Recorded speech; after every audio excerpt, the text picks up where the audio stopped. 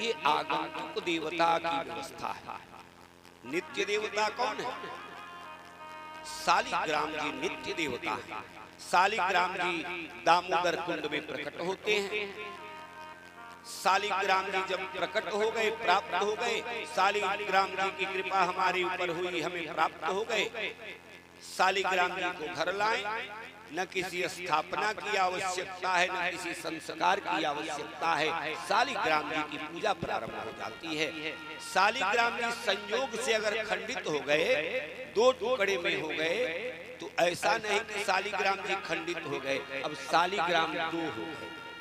अगर दो की संख्या में बट गए तो दो शालिग्राम, चार की संख्या में बट गए तो चार शालिग्राम हो गए। शालिग्राम जी खंडित होते ही नहीं। अगर दो भाग में बट गए तो दो शालिग्राम।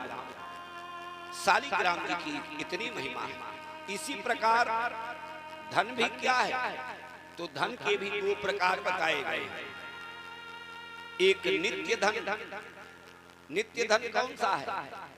जैसे भारत सरकार का रुपया है, इस रुपया की एक सीमा है। ये कागज का जो नोट है, कहां तक हम चलाएंगे?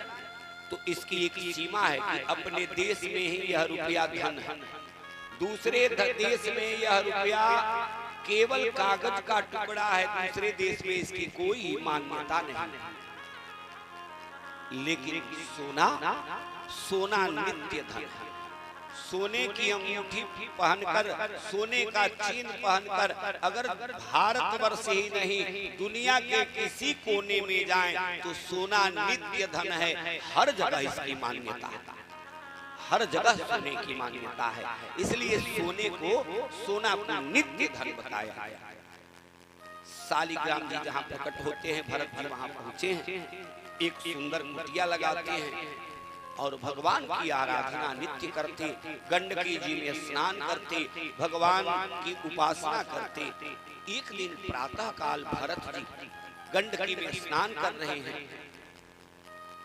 पितरों को अर्घ्य प्रदान करते हैं, फिर भगवान सूर्य नारायण को अर्घ्य प्रदान कर रहे हैं, सूर्यार्घ्य दे रहे हैं। तभी एक मृगी आती है, मृगी गर्भवती है, मृगी पानी पी रही है। एक सिंह आता है, मृगी को देखता है और सोचता है कि मेरी क्षुधा शांत हो जाए, मैं मृगी को पकड़ूं। मृगी को पकड़ना चाहता है, सिंह छलांग लगाता है। मृगी ने भी देख लिया कि सिंह को भी पकड़ना चाह रहा है। जब सिंह पकड़ना चाह रहा है, मुझे क्या करना चाहिए? भागना चाहिए, प्रयास करना चाहिए। मृगी छलांग लगाती है और नदी की धारा में गिरती है, मृगी मर जाती है। मृगी छलांग तो लगाती है, लेकिन छलांग जैसे ही लगाती है, मृगी का प्रसव हो जाता है, बच्चे का जन्म हो जाता है। बच्चे का जन्म हुआ, मृगी मर गई और बच्चा जीवित है, जल में डूबने लगा। भरत जी पूरी घटना देख रहे हैं। भरत जी दौड़े हुए जाते हैं, मृगी के बच्चे को उठाते हैं, उस मृग को ले आते हैं अपने आश्रम में। विचार करते हैं, इसकी माता मर गई, ये बच्चा जाए तो कहां जाए? इसका लालन पालन देखभाल कौन करेगा? अगर मेरे द्वारा आश्रम में आया तो मैं ही इसकी सेवा करूंगा, इसका लालन पालन करूंगा। अब मृग की सेवा करने लगे, दुलार करने लगे, बच्चे की भांति दूध पिलाते, खूब सेवा करते, खूब दुलार करते। धीरे धीरे अब क्रम ऐसा बना कि भगवान का चिंतन छूटने लगा और मृग में अधिक समय बीतने लगा। मृग के बच्चे का खूब देखभाल करते। धीरे धीरे समय व्यतीत हुआ और एक दिन आयु पूर्ण हो गई। आयु जब पूर्ण हो गई, यमदूत जब आए तब रोने लगे भरत जी कि मैं तो मर रहा हूं, लेकिन इस मृग के बच्चे का क्या होगा? कौन इसे देखेगा? इसका देखभाल, इसका लालन पालन कैसे होगा? विचार कर ही रहे थे, इसी चिंता में तब तक प्राण वायु निकल जाती है, भरत जी मर जाते हैं। जैसे ही प्राण वायु निकलती है, भरत जी का दूसरा जन्म मृग का हो जाता है। इसीलिए शास्त्रकारों ने बताया, ऋषियों ने बताया कि अंत में मरते समय जो हमारी मति होती है वही हमारी गति हो जाती है। इसीलिए बताया गया कि जब अंत समय आए तो क्या करना चाहिए, तो भगवद आराधना करनी चाहिए, भगवान के नाम का कीर्तन करना चाहिए ताकि भगवद स्मरण बना रहे। जन्म जन्म मुनि जतन कराही, अंत राम मुखावत नाही। इसीलिए सतत अभ्यास की प्रक्रिया है कि भगवान के नाम को खूब जपा जाए, खूब जपा जाए, इसलिए कि अंत में यह नाम काम आता है। हो सारे जहां के मालिक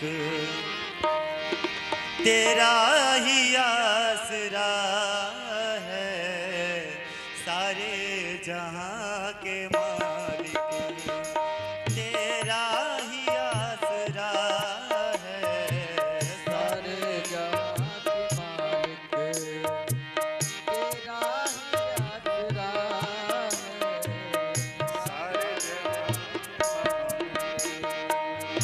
सारे जहां के मालिक तेरा ही आसरा है, सारे जहां के मालिक तेरा ही आसरा है, सारे जहां के मालिक तेरा ही आसरा है,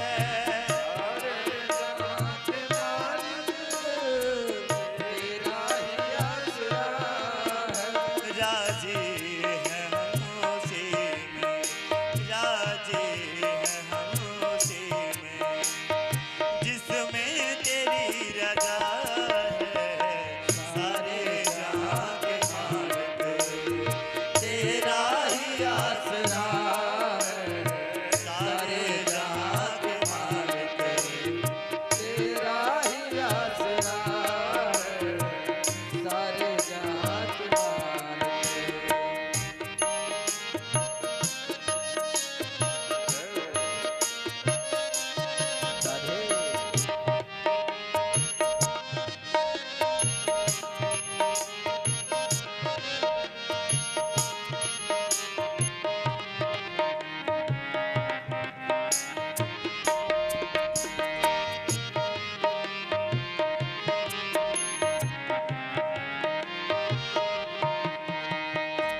हम क्या बताएं तुझको, सब कुछ तुझे खबर है, तो क्या बताएं तुझको, सब कुछ तुझे खबर है, हम क्या बताएं तुझको, सब कुछ तुझे खबर है, तो क्या बताएं तुझको, सब कुछ तुझे खबर है, हर हाल में हमारी, हर हाल में हमारी तेरी तरफ नजर है, हर हाल में हमारी तेरी तरफ नजर है, हर हाल में हमारी तेरी तरफ नजर है, हर हाल में हमारी तेरी तरफ नजर है, किस्मत है जो हमारी, किस्मत जो है हमारी, ओ किस्मत जो है हमारी, किस्मत जो है हमारी, वो तेरा फैसला है, सारे जहां के मालिक तेरा ही आसरा है, सारे जहां के मालिक, सारे जहां के मालिक तेरा ही आसरा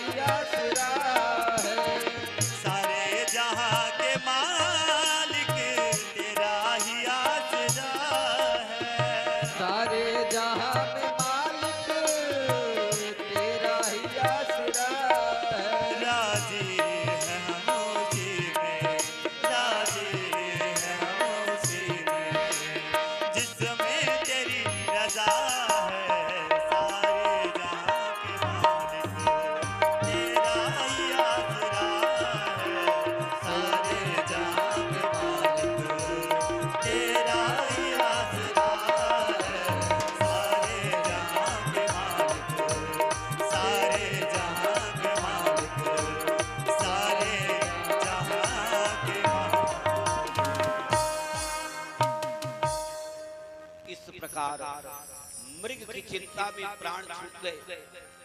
भरत जी का दूसरा जन्म मृग का हो गया। मृग की चिंता में मरे हैं, इसलिए दूसरा जन्म मृग का हो गया। लेकिन ईश्वर की कृपा ये रही कि चेतना बनी रही। मृग के रूप में भी ये चेतना बनी रही कि अगले जन्म में मैं कौन था, किस कारण मृग योनि को प्राप्त किया, ऐसी चेतना बनी रही। अल्प समय में ही मृग का शरीर छूट गया और फिर तीसरा जन्म मनुष्य का होता है। एक ब्राह्मण कुल में जन्म होता है। अब अगले 2 जन्मों की स्मृति बनी हुई है। तीसरे जन्म में 2 जन्मों की स्मृति बनी हुई है। किस कारण मुझे इतना भटकना पड़ा। अब सावधान हो गए। केवल भगवान की आराधना, भगवान का चिंतन, इसके सिवा कुछ नहीं करते। घर वालों ने समझ लिया कि ये मंद बुद्धि का है, कुछ करता नहीं, केवल एकांत में बैठा रहता है, गुमसुम उदास रहता है। घर वाले समझ ही नहीं पा रहे थे कि कर क्या रहा है। और व्यवहार जगत में अगर धर्म के पथ पर कोई चलता है, भगवान की भक्ति करता है, तो संसार के लोग उसे पागल ही कहते हैं, मूर्ख ही कहते हैं। ये संसार का नियम है। घर वालों ने नाम दे दिया जड़ भरत, अर्थात ये जड़ है, मूर्ख है, इसलिए इसका नाम जड़ भरत रख देते हैं। नामकरण कर दिया घर वालों ने जड़ भरत, और प्रसन्न हो गए कि सब लोग मुझे मूर्ख समझ रहे हैं, इसका मुझे लाभ ये मिलेगा कि मुझसे कोई आशा ही नहीं रखेगा। जब आशा नहीं रखेगा तो कोई कार्य नहीं, जिम्मेदारी देगा। किसी कार्य की जब जिम्मेदारी नहीं रहेगी तो मैं और निश्चित होकर भगवान की आराधना करूंगा। लेकिन भाइयों ने सोचा कि ये मुफ्त में खाता है, घर में बैठा रहता है, इससे कुछ न कुछ कार्य कराना ही चाहिए। कौन सा कार्य कराएं? भाइयों ने कहा कि देखो फसल तैयार है, पक्के खेत की रखवाली किया करो। कई आवारा पशु आते हैं, फसल को नुकसान पहुंचाते हैं, तुम वहीं खेत की रखवाली करो। खेत में बैठ गए, पशु आते, पक्षी आते, फसल को खाते, लेकिन भरत जी तो निर्लेप है। जड़ भरत जी निर्लेप है कि हमारा आखिर है क्या। इस प्रकृति में जो कुछ है सब परमात्मा का है, परमात्मा की कृपा से। इसलिए भला रोकने वाले हम कौन होते हैं। सारे फसल पशु आते खाते, पक्षी आते खाते, जड़ भरत जी नहीं रोकते। किसी ने जाकर कहा कि तुम्हारा भाई बैठा रहता है खेत के मेढ़ पर, पशु पक्षी आते हैं खाते हैं, बोलता तक नहीं। अब भाई आए, कहा कि तुम इतने नकारा हो कि घर का कोई काम नहीं करते, खूब खाते हो। फसल की रखवाली के लिए हमने तुम्हें यहाँ रखा, इस जिम्मेदारी को भी तुम नहीं समझ पा रहे, इसलिए तुमसे हमारा कोई संबंध ही नहीं, घर से निकल जाओ। भाइयों ने कहा कि घर से निकल जाओ। और प्रसन्न हो कि पहले तो एक सीमा थी कि ये मेरा भाई है, ये मेरी माता है, ये मेरे पिता हैं। अब सारे परिजन ही मिलकर निकाल रहे हैं, तो इनमें भी समय नहीं देना पड़ेगा। जो अधिक से अधिक समय अब व्यतीत होगा भगवान की सेवा में ही व्यतीत होगा, ऐसा सोचकर आगे बढ़ पड़े। कोई चिंता नहीं, शरीर स्वस्थ है, तंदुरुस्त है। शरीर स्वस्थ और तंदुरुस्त है और मस्ती में जा रहे हैं। वन का मार्ग आया। वन का जब मार्ग आया तो कई सारे डाकू आ रहे थे। डाकुओं ने देखा कि बड़ा हृष्ट पुष्ट व्यक्ति आ रहा है, इसे पकड़ा जाए। एक ने कहा कि आखिर इसके पास क्या मिलेगा पकड़कर, दूसरे ने कहा कि पकड़कर इसे लूटना नहीं, हमारा जो सरदार है काली माता को बलि चढ़ाने के लिए आदमी खोज रहा है और हम इसे पकड़कर, बड़ा मोटा ताजा है, पकड़कर अपने सरदार के पास ले जाएंगे और काली मैया की बलि भी चढ़ जाएगी। सब डाकू प्रसन्न हो गए कि अवश्य से सरदार के पास हम ले चलेंगे। सारे आकर पकड़ लिए। जड़ भरत जी ने विरोध नहीं किया कि क्यों पकड़ रहे हो और पकड़कर कहां ले जा रहे हो। जड़ भरत जी चल दिए, कहा कि मेरे साथ चलो नहीं तो बहुत मारेंगे। जड़ भरत जी कुछ नहीं बोले, साथ चल दिए। डाकुओं का सरदार देखा, कहा कि बड़ा हृष्ट पुष्ट व्यक्ति आया, काली माता खूब प्रसन्न हो जाएंगे इसकी बलि चढ़ाने से। डाकुओं का जो सरदार है, उसका जो पुरोहित है उसे बुलाता है कि आगे की विधि आप संपन्न कराएं।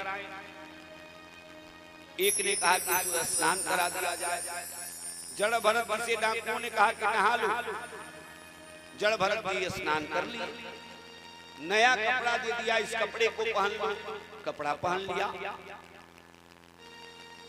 एक ने कहा कि इसे खूब खिलाया जाए, बढ़िया भोजन कराया जाए, इसके बाद इसकी बलि चढ़ा दी जाए। बढ़िया भोजन ले आए, भोजन भी कर लिया, कोई चिंता नहीं। जड़ भरत जी तो सब देख रहे हैं, सब समझ रहे हैं, लेकिन फिर भी निर्लेप है, इसलिए कि जो हो रहा है इस सृष्टि में परमात्मा के बिना कुछ होता ही नहीं। परमात्मा के बिना इस संसार में कुछ नहीं होता। ये हमारी बुद्धि भले है कि हम समझ लें कि जो करते हैं हम ही करते हैं, लेकिन ऐसा है नहीं।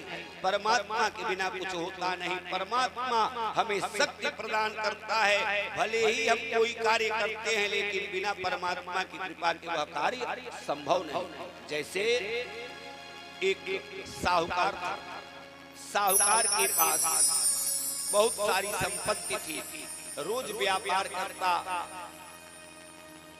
व्यापार करते करते एक दिन चौथा पन आ गया। चौथा पन जब आया तो एक वसीयत बनाता है।